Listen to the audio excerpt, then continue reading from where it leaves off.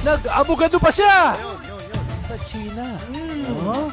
At para siyang spokesperson. Interpretation? No. Bastos yun. No, that is your interpretation. No. So if I ask them well, now... Mr. President, we beg to disagree. Can you show the slide Mr. ulit? President, we beg Mr. to disagree. President, Sobra akong bilib kay Senator Marcoleta. Dahil hindi pa siya nakontento maging abogado ng mga diskaya. Nag-abogado pa siya sa China. Oh. At para siyang spokesperson. Hindi siya mukhang senador. Para siyang spokesperson. Kausap daw niya yung Chinese ambassador at nagre-reklamo sa kanya na bakit na lang lagi silang binabanatan. Oo nga. Pero mo, ganun yung kanyang tanong. At sangayon siya na laging binabanatan ng China. Nakalimutan na niya na ino-occupy ng China ang ating teritoryo. Bahagi ng ating West Philippine Sea ay tinayuan nila ng mga artificial islands na nilagyan nila ng mga missile silos, submarine pens, Grabe. no? At napakaraming armas para tayo ay ma-intimidate, para tayo ay matakot, para maging launching pad nila, para lalo pang sakupin yung napakayaman natin na West Philippine Sea. Yung West Philippine Sea, kung saan yung yaman ay ipapamana natin sa susunod na henerasyon ng ating mga mamamayan, yung mga Atin kabataan natin. Tapos, meron kang senador, no, na sobrang kapal ang muka, na naging spokesperson, hindi lamang ng mga magnanakaw, kung hindi ng mga invaders. Umani ng batikos ang naging pahayag ni Senator Alan Peter Cayetano matapos ang naging palitan nila ng argumento ni Senator Kiko Pangilinan tungkol sa issue ng West Philippine Sea. Pinuna ng taong bayan ang tila mas malambot na pananaw ni Cayetano sa mga aksyon ng China sa kabila ng patuloy na water canyoning at pambubuli sa atin mga mangingisda.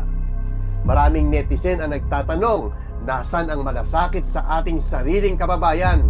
Para sa marami, ang pagtatanggol ni Cayetano sa China sa gitna ng agresyon ay tila pagtalikod sa interes ng Pilipinas. Sa gitna ng isyong ito, ang mahalagang tanong, sino nga ba ang tunay na pinoprotektahan ng mga DDS senator? O galit lamang sila sa Pangulo kaya kahit mali ay kakampihan nila, makontra lamang si BBM? Ito ay hindi usapin ng pakikipagdigma, kung hindi usapin ito ng pagiging makabayan. Kung kayo ang tatanungin, ano ang masasabi ninyo sa inasal ni Senator Peter Cayetano? What is suspended for 1 minute. complicated na international... going back to Commodore Tariela, sa resolution nyo po kasi nakalagay dito in their performance of the official duties.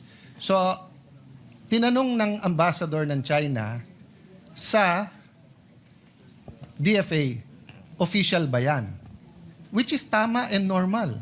So, if in Beijing, yung isang general doon ay maglabas ng caricature ni BBM, ipare-recall natin yung ambassador natin doon pag hindi siya nagtanong, nag-protest na bakit, at pag hindi sinabing official ba yon. Kasi yung Pangulo natin takes effort and time for good relations despite the dispute. Tapos yung general, naka-uniforme pa siya, on official time, will show this caricature. So, my point, Mr. President, is naghahalo-halo kasi itong resolution na to kung ano tama't mali. Let's assume, I will not grant because hindi ko alam yung statements niyo, Mr. President. I have to admit that, okay? Pero naghahalo din yung statement si Tariela. We cannot pass this resolution saying that Commodore Tariela is correct because he's wrong. If he just simply stated, I love the Philippines, I will fight for our territory, I'll fight for our sovereignty rights, I will do my duty, but sorry, dahil uminit ulo ko, nilabas ko to, pero hindi official yan. Tapos tayo. We beg to disagree, Mr. President, that Mr. Commodore Tariela is mistaken. So- we would not have put this resolution and authored it if we felt See, Mr. so Tariela. that's what I want to elicit. So the authors of this resolution is saying, pwede. So kung ang official ng presidente is to have certain decorum sa presidente ng China, pwede yung isang general hindi sumunod. Ang sa kanya, bastusin natin yung Pangulo Mr. ng isang President, bansa. that is his interpretation? No. Bastos yun. No, that is your interpretation. No. So if I No, ask them well, now... Mr. President, we beg to disagree. Can you show the slide? Mr. ulit? President, we beg Mr. to disagree. President, The Department of National Mr. President, Defense tignan nyo naman po.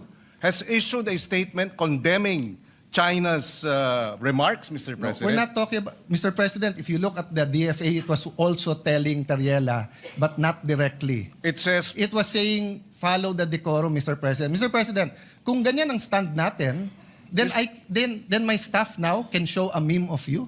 Mr. President, Mr. President, dito ba sa... Let me ask that question. Mr. President, I am not from China. Why will they put a meme? Why will your staff put No, a it's meme not about towards me? China. It's about No, decorum. You're comparing apples Mr. and President, oranges, no, Mr. no, no, no. President. You are simplifying Session what is is a suspended for 1 minute. complicated na international.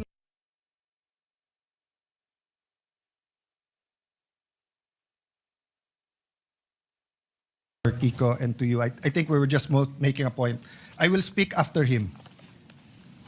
No, Mr. President, I've made my point. Just for the record also, the resolution does not make mention of the caricature, so I'm not sure where Yes. where the point of the caricature is being Mr. President. pointed out. I will go there after this point, Mr. President. No?